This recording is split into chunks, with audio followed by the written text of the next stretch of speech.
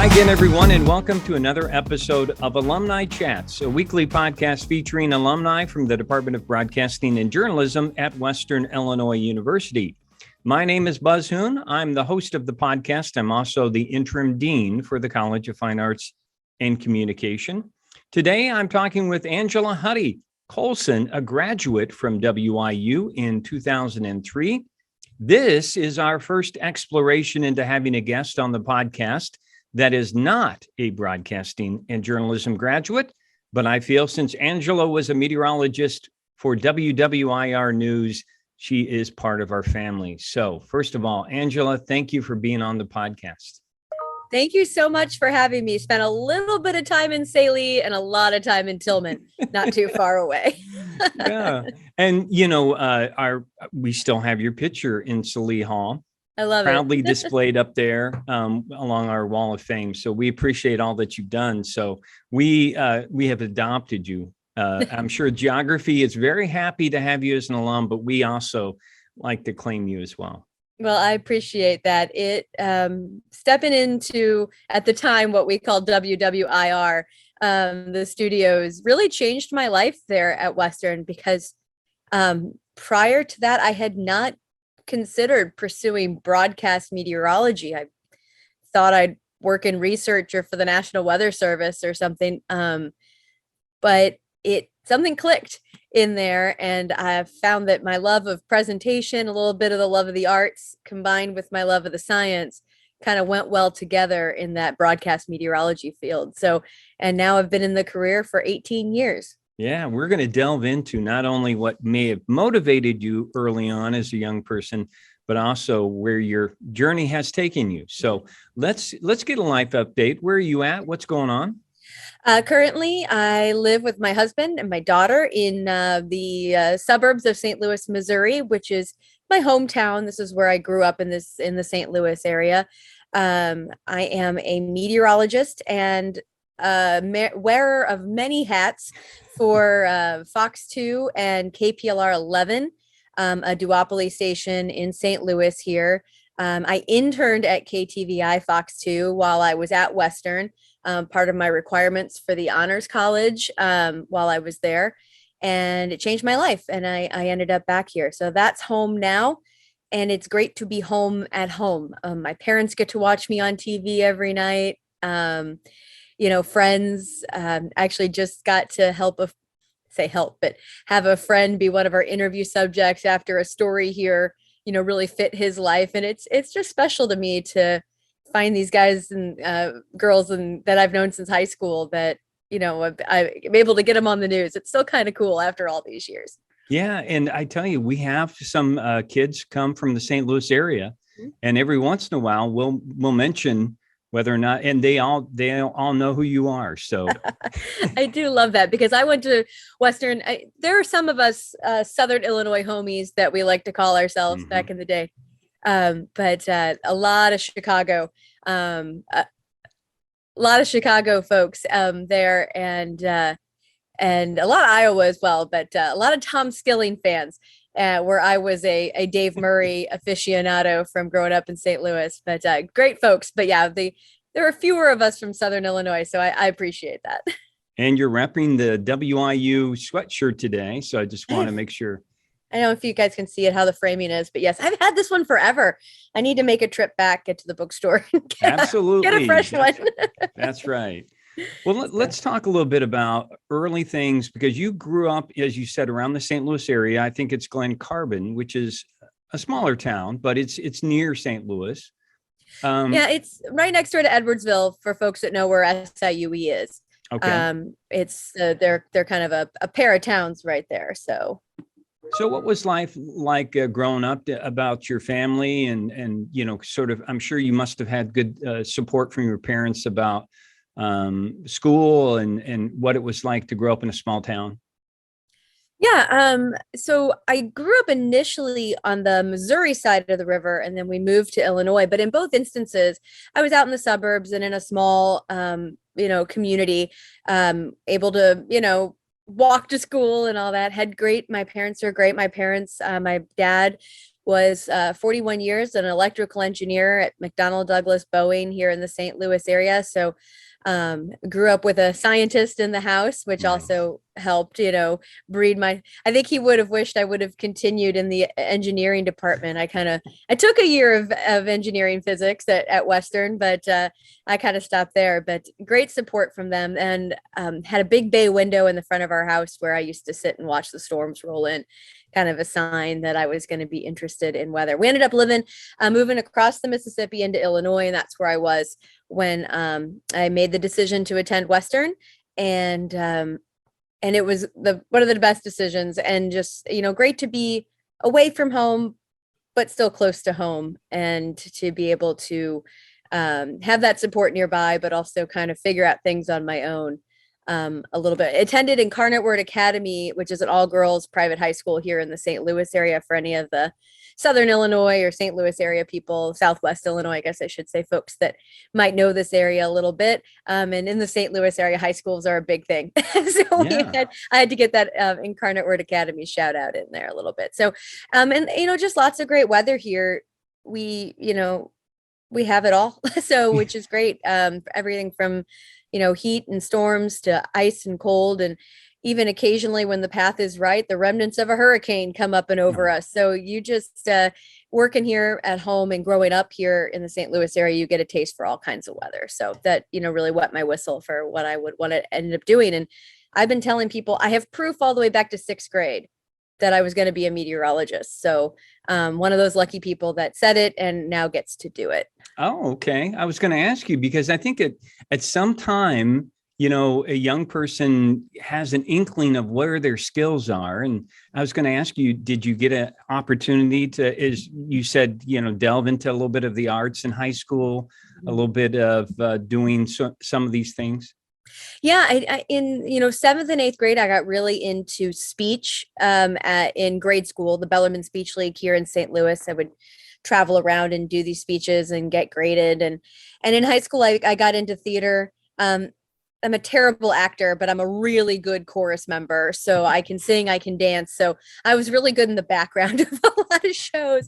But, it did teach me a lot about production. I did a lot of behind the scenes work as well on different crews, getting those shows set up, plus a little bit of time on stage. And I've been at singing in choirs, church and school choirs my whole life.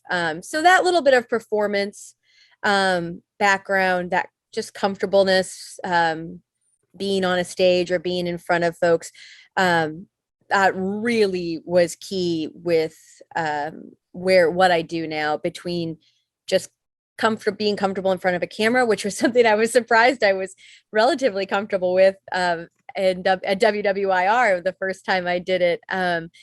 But also nowadays when we do school talks or station organized events or things like that, just being able to know that I can get through it if I stand up and have something to say. So when you came to WIU, and when did you decide to take a geography class, and did it hit you then that you thought, this is where I need to be?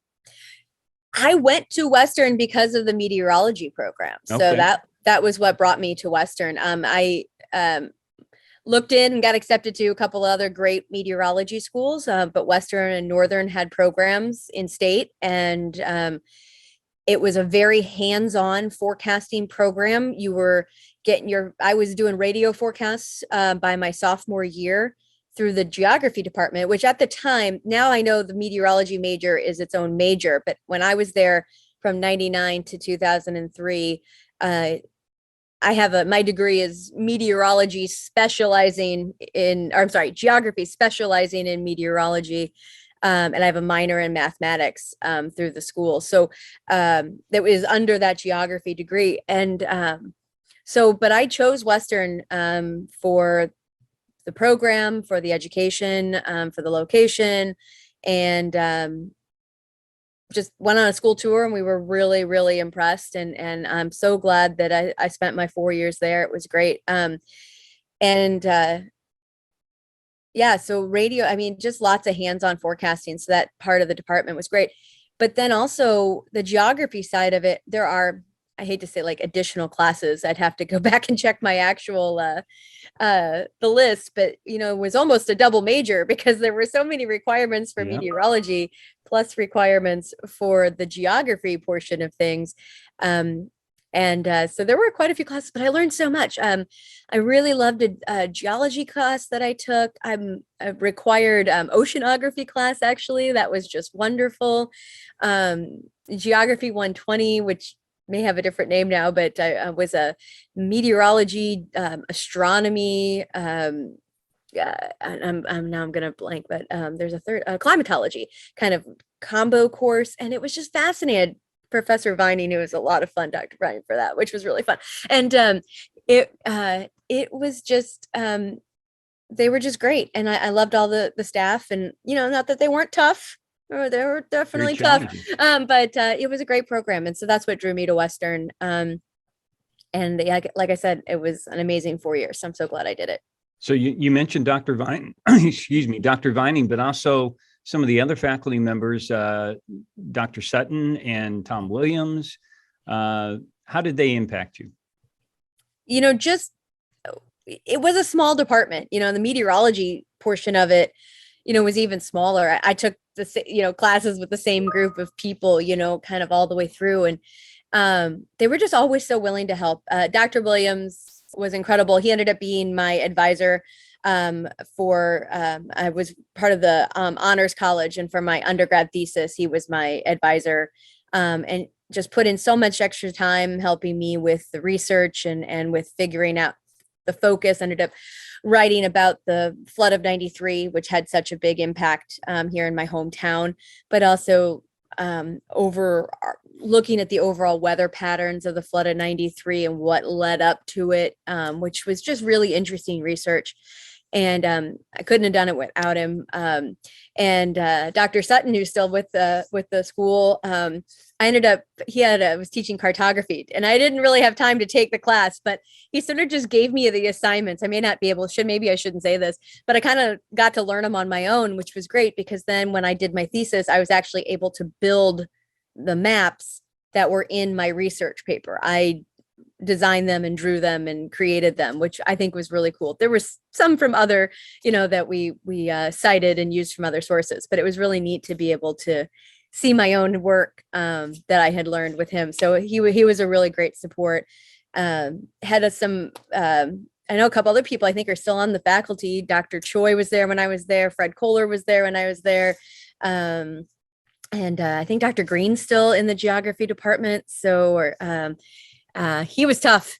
He was a tough professor, but he was great. I learned a lot. So, so they were all great on the geography side, and just always willing to, open their door and let you ask questions. How did we get you on the news, though? That's what I'm interested in, because at some point we find you guys, and it amazes me that we've somehow talked you really smart science people into coming over to television and giving it a try. Well, forgive me, I'm checking in on my daughter here real quickly. I hear her upstairs. We are, so it's actually a funny story, and it actually comes down to a fellow former meteorology broadcast student at Western. His name was Brett Shepard. Oh, yeah. And he wanted to pursue meteorology as well. But he was on a club soccer team, and you guys were short one night. And I think they'd asked him maybe to do two, but it was the night of his, I think, club soccer games. And he came up to me, he's like, you should really try this, because I just can't do 2 nights. I really need you to do it. And he talked me into it. So honestly, I have to give credit to Brett. And I said, okay, I'll do it for you. I'll help you out. And I just was hooked. I was hooked from day one. So, I come from a news watching family. Mm-hmm. We watched the news growing up. We didn't have quizzes or anything like that, but I think my parents always instilled to me and I tell this to students I talk to today, especially in the news business. I think it's so important to know a little bit about a lot, to be an informed person, because you never know what topic you are going to need to chit chat about in the crosstalk, or what topic you're going to get assigned a story to that day, especially these days when you're hybrid reporters and meteorologists, which is a lot of what I do now. It's so good to know a little bit about a lot. But I grew up watching the news, and so I, had seen a lot of television meteorology, broadcast meteorology, and I don't know, maybe I just was able to mimic a little bit, but it was really nice. And so it was he kind of pushed me into it to help him out. But I really owe him a debt of gratitude twice, actually, because in the end, he ended up getting a job in Alaska. And when I was sending out all my resume tapes, they had an opening, and he's like, you should apply up here. And he and I actually ended up working together all the way in Anchorage, Alaska, for about 3 years together. So it's just such a small world. And so it really comes down to him. I thought I'd go off into research and instead I moved to Alaska. So what do you remember about being in the third floor, Salee Hall, to make that newscast? What are do you remember some of the other students or faculty?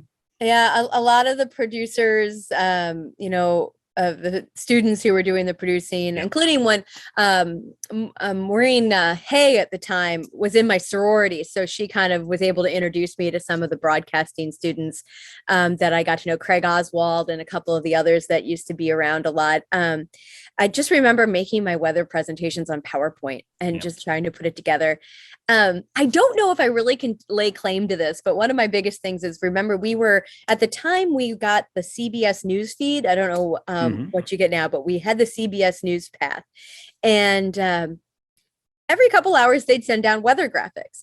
And one day I was just like, can we use that? And, they were like, yeah, I think we can. And I think I was the first person to pull the moving satellite images just off of the CBS news path, but to be able to incorporate those in, as opposed to just at the time, these PowerPoint graphics that I was putting together, with, clip art, suns and all this kind of stuff, it got the message across. But looking back, I'd probably be like, oh my goodness, what, these graphics that we do today, which are AR and augmented reality and, all this kind of stuff. And here I am doing clip art, in the corner, and the computer was in the corner of the production room. And I was just trying to stay out of the way.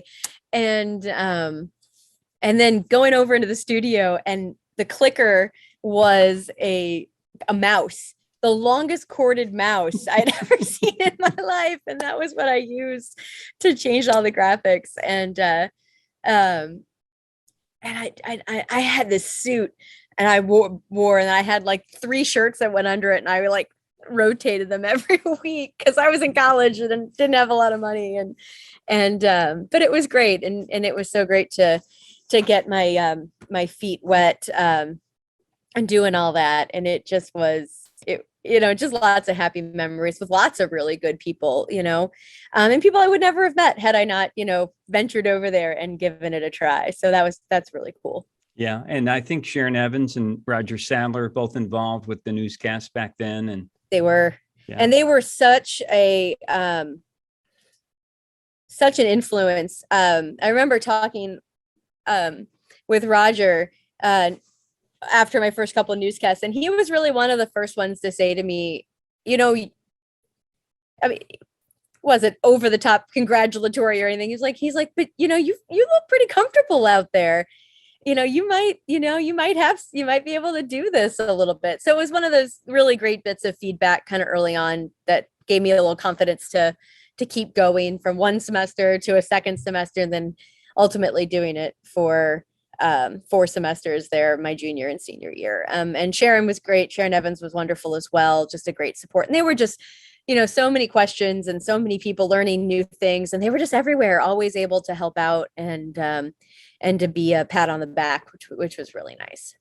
Well, I like that when you were talking about some of your WIU memories, you mentioned that you were in a sorority, which I think is always really a great personal learning growth opportunity.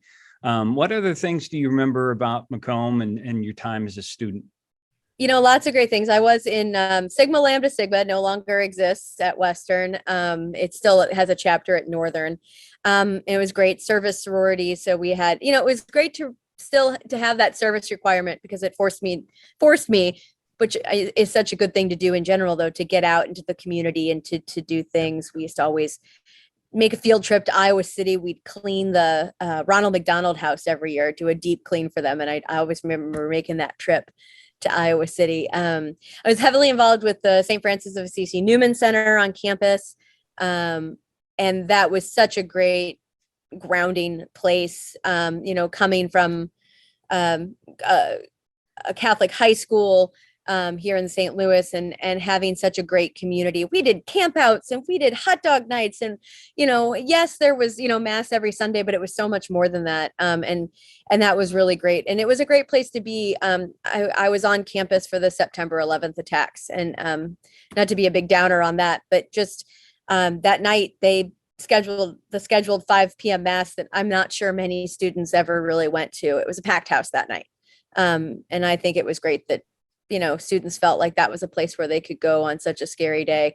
And such a special, sad memory, but a special memory of being with all those people on that night, which was really cool. I loved going to football games. I did not go to many basketball games. We weren't very good when I was there, but I should have gone to more basketball games. But I did go to almost a lot of football games until I worked for the campus caterer my last couple of years. So there were some Saturdays where I had to work, but I loved going to football games at Hanson Field. It was just great. In town, it was just such a good place. And going down to the square, trying to go shopping at, if you could find, to get some stuff when you could, and going to Hy-Vee. I didn't have Hy-Vees down here in Southern Illinois. So Hy-Vee was like a foreign place to me. It's a foreign grocery store I was like unfamiliar with. So Hy-Vee, and I remember they built the new Hy-Vee. Yeah. So I remember the old Hy-Vee, and then they built the new modern Hy-Vee. So these are little things, but I still love the Jackson Street Pub. Yeah, I love the Jackson Street Pub and those Monterey Jack sticks. I hope they still have them. I know they're famous for their horseshoes, and those are great. But those Monterey, there's something about those. And the tiniest little cups of soda that you used to get. I mean, they were like tall boys. You'd have to get a refill all the time. They were constantly having to fill those things up. So I did love going to the Jackson Street Pub when I could get off campus to go. I lived in Thompson, and then Higgins, rest in peace, Higgins Hall for 2 years, and then I lived off campus my senior year. Kind of moved across campus. I ended up living on I guess that would be the southeast side of campus after that. And actually, I may have my directions confused, but went from one side of campus to the other. So my walks to Tillman and Salee got shorter. My senior year, as coming from Thompson. I remember my freshman year, I had class in, why am I blanking? The math, not... Stipes or no, next to Stipes. Morgan. Morgan. How can I forget that? My daughter's name is Morgan. But I had to go to Tillman. So from Thompson to Tillman to Morgan to Tillman, and I got my steps in.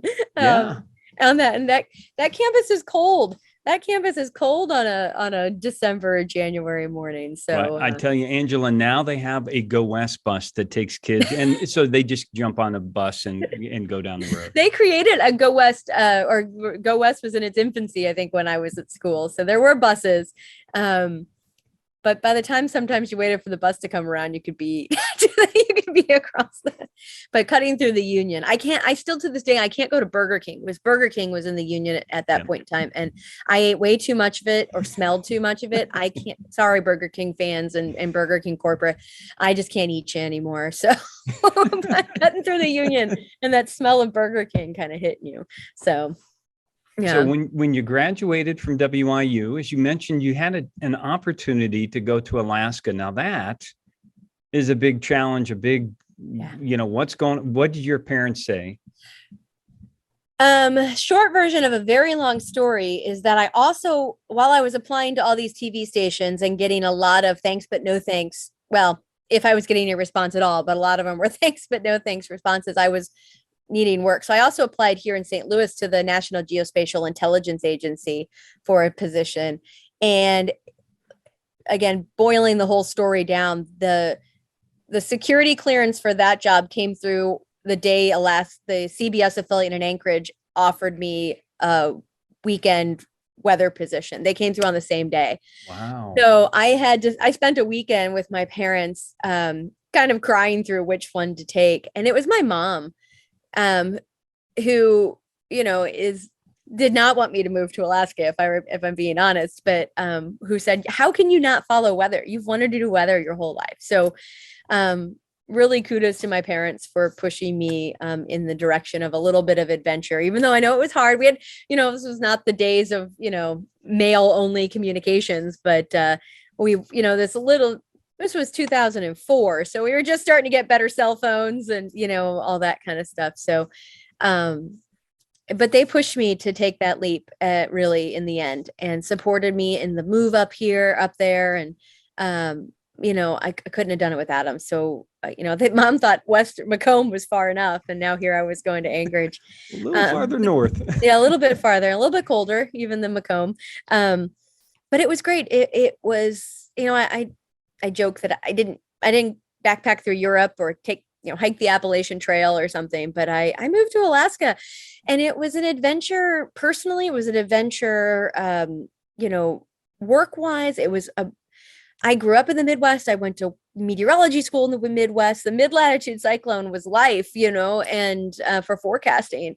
And I had to suddenly forecast, with 3 mountain ranges in the way and ocean. So we're talking maritime and climates and orographic lift and all these kind of things that really were in my school book vocabulary, but weren't in my day-to-day weather vocabulary and day-to-day weather knowledge. So it was just such a unique challenge to be able to have that opportunity to learn and to grow and to forecast in a completely different. And CBS, I was at KTVI at the time, and if you look them up, they don't exist any longer either. Unfortunately, there was a little bit of a shuffle up there in recent years, but the CBS affiliate at the time was KTVA, and we actually would be picked up by satellite all over the state. So we actually would do a statewide, a regional, and then a local for Anchorage forecast. So they weren't as much in detail as we were with the local, but you were still having to pay attention to, places on the North Slope and places out the Aleutian Islands and down into Southeast Alaska where so many cruise ships go.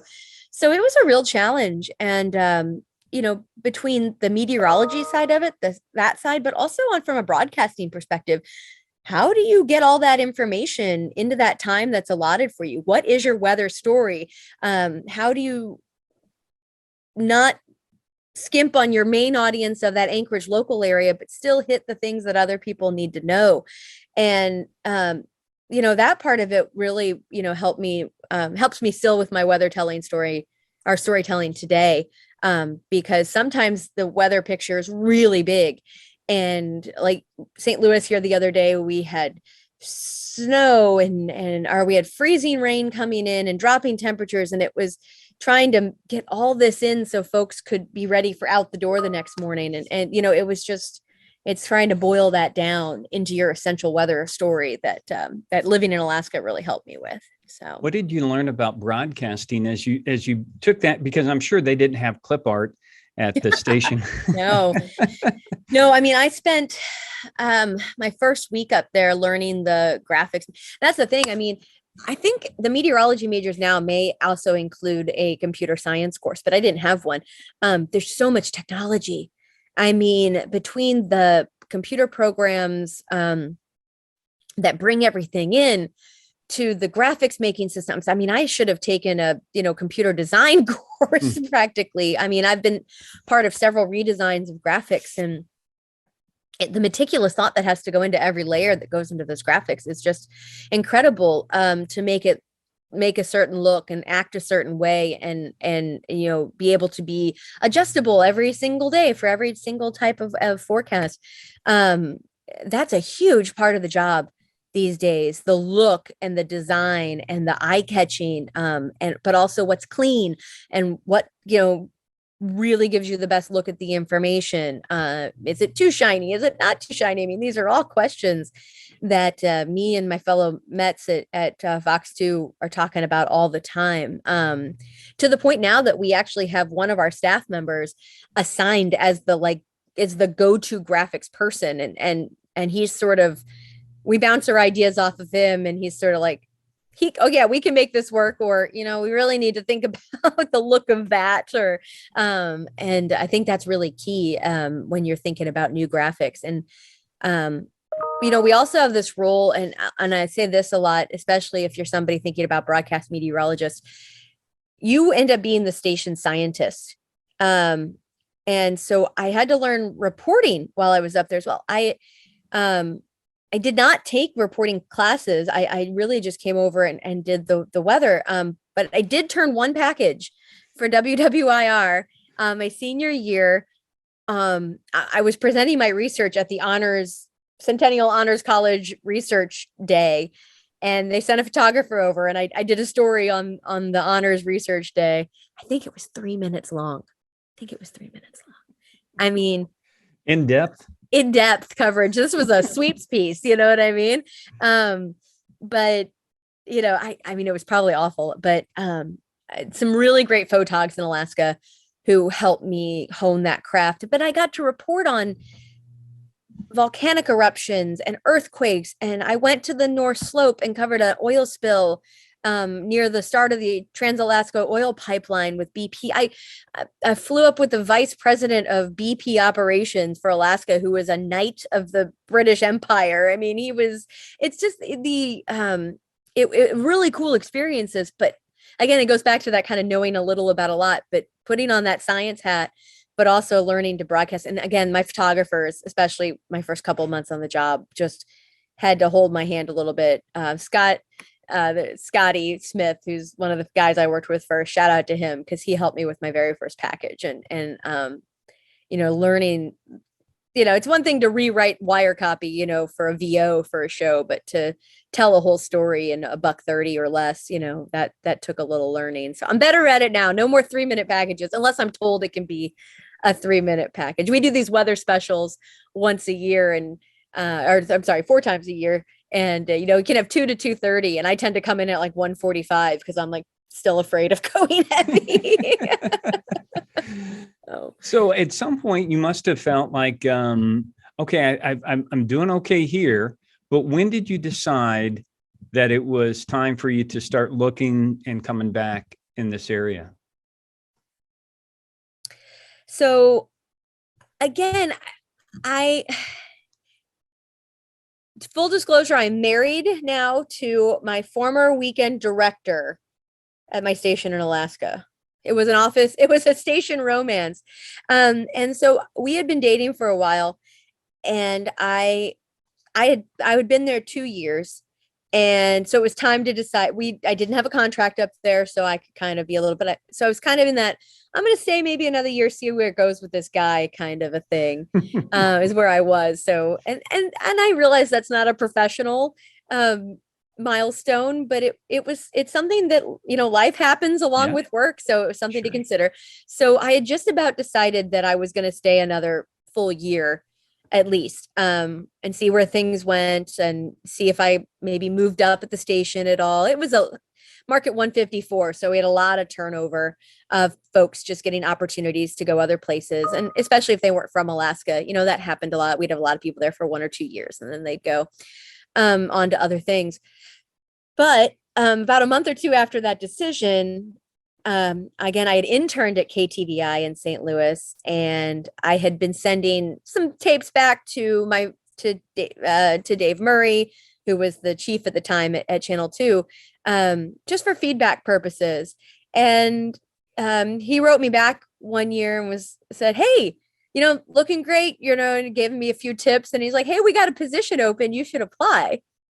And I was like, no way. And like, but I wanted to end up working at home eventually. So it sort of opened the door to say, hey, it's okay. Maybe I'll just send back a tape, and maybe they'll help them remember me. I've only been in the business 2 years.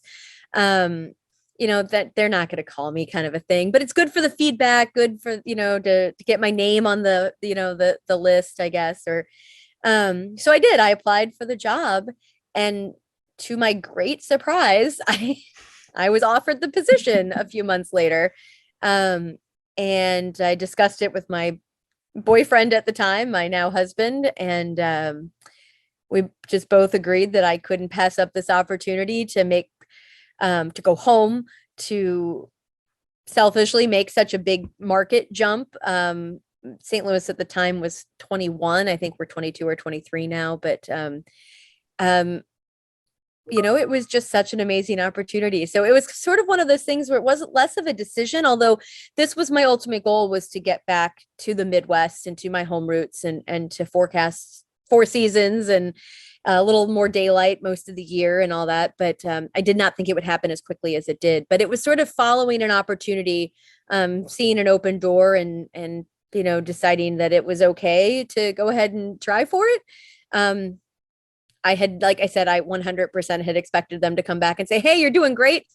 Let's see you again in a couple of years," but it didn't work out that way. So I've been back home now. This is 15 years at Fox 2 in St. Louis. I started the week of the World Series when the Cardinals won the World Series in 2006. So sorry, Cubs fans out there watching this podcast. I know you guys have won one since then, so you're happy now. But it was quite a week to start because nobody really had time for me, and there wasn't much going on, and so weather time was getting cut left, right, and center because they needed it for all the sports content. And so it was kind of good because I could just kind of stay behind the scenes and learn, as opposed to anything too major. So that was end of October 2006, and I've been there since then. So it's been great. I have done everything there. This is another thing, again, a lot, but besides weather, I helped to found the station's website in the late 2000s, when website content really made a switch for television news, and websites really became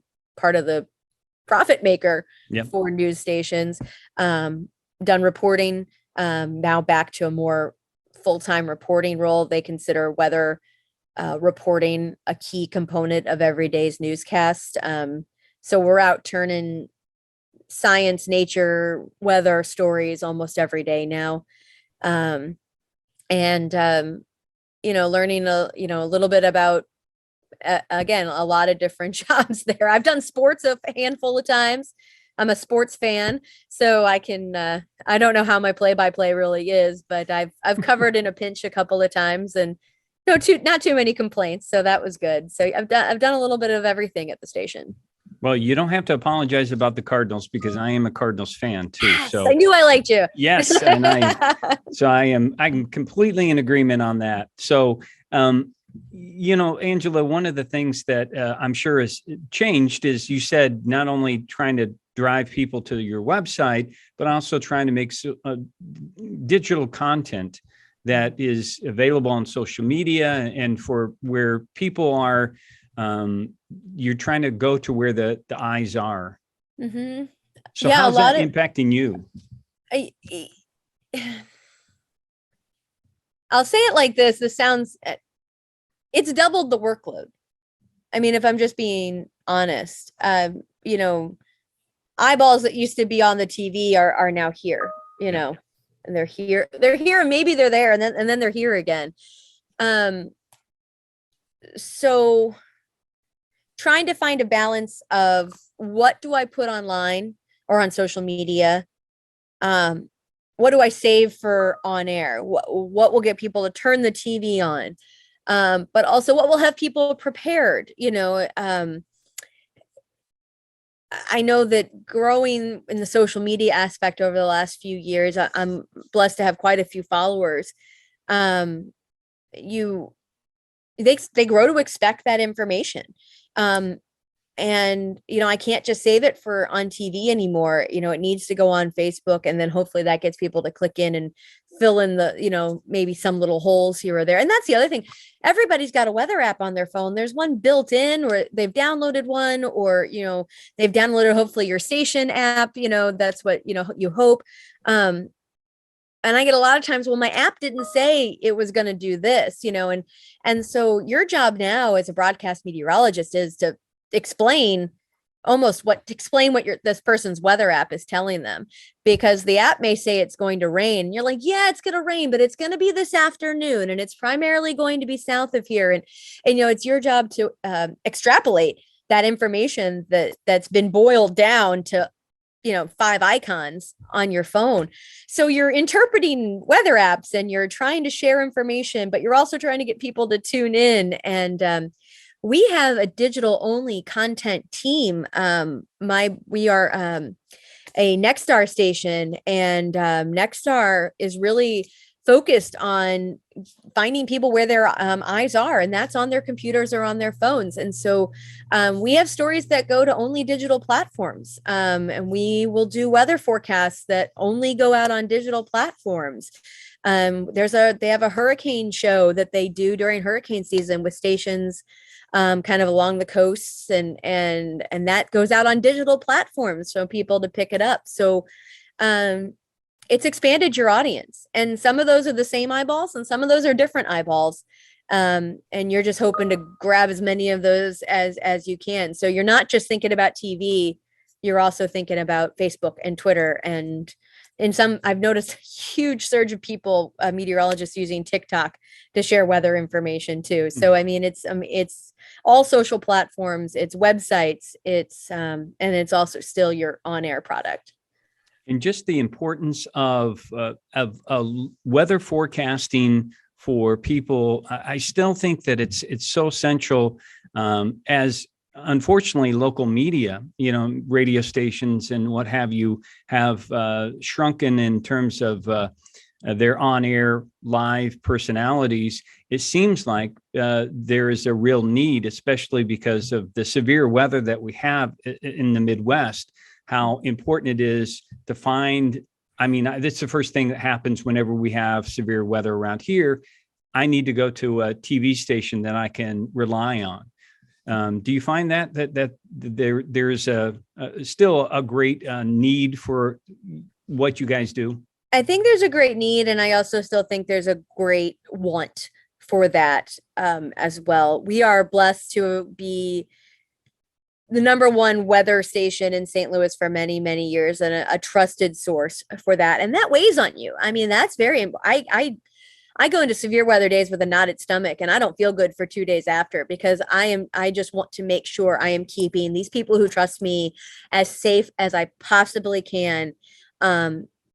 And when all that information is coming in, we just recently had some nasty tornadoes come through the St. Louis area. Many people heard about the Amazon a warehouse that was destroyed.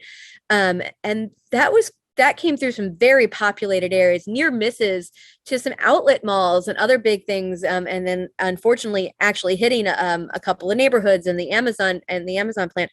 And just sorting through all that information, it is so needed, and it is so wanted. And weather is still for a lot of people, the number one reason they tune in. And it's, there's some weather that you think, oh, it's not that bad, it's just a little drizzle. But to somebody who's got their kids' outdoor birthday party, that drizzle at 3:00 is very important.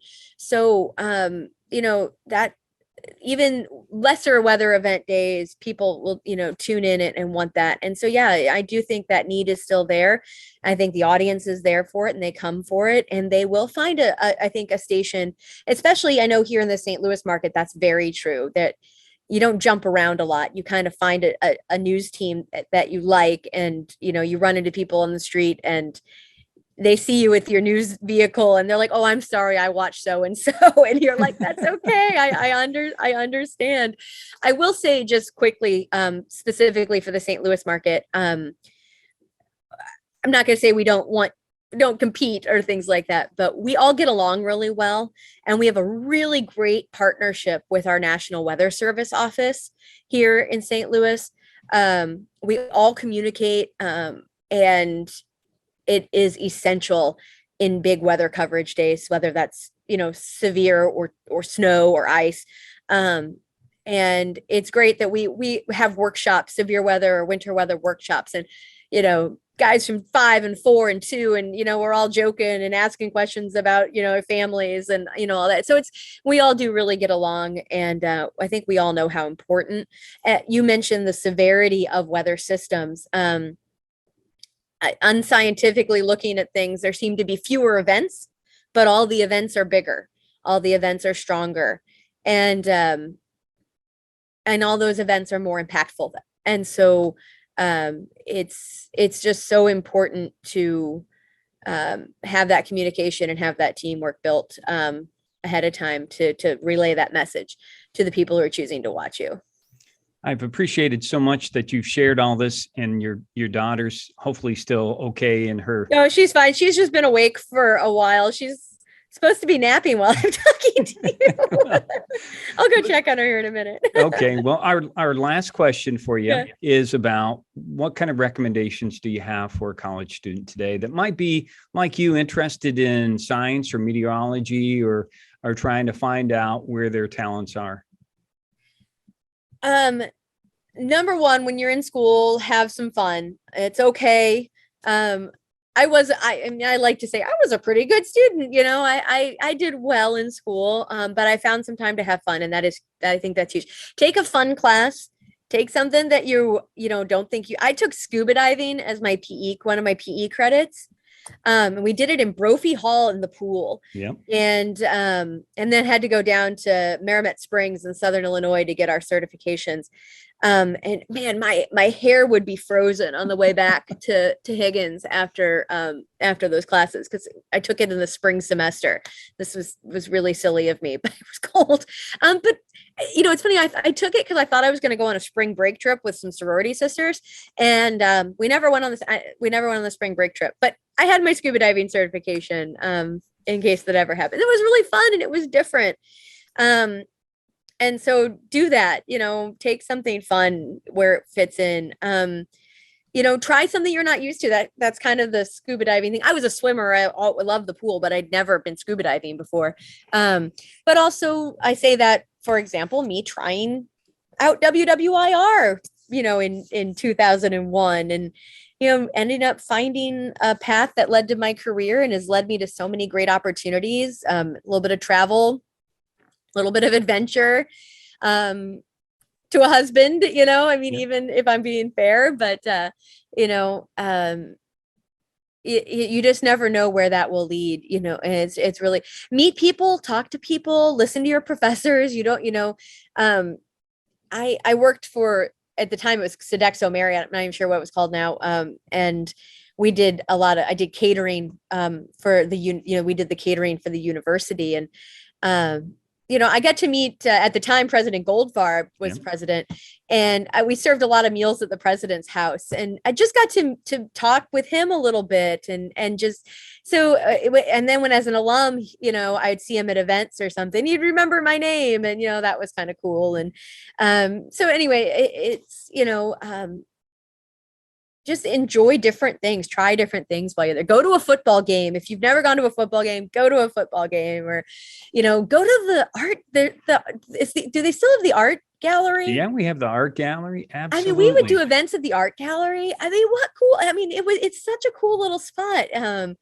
Go to the art gallery, check it out on campus, go see a show, with one of the theatrical performances, it's incredible.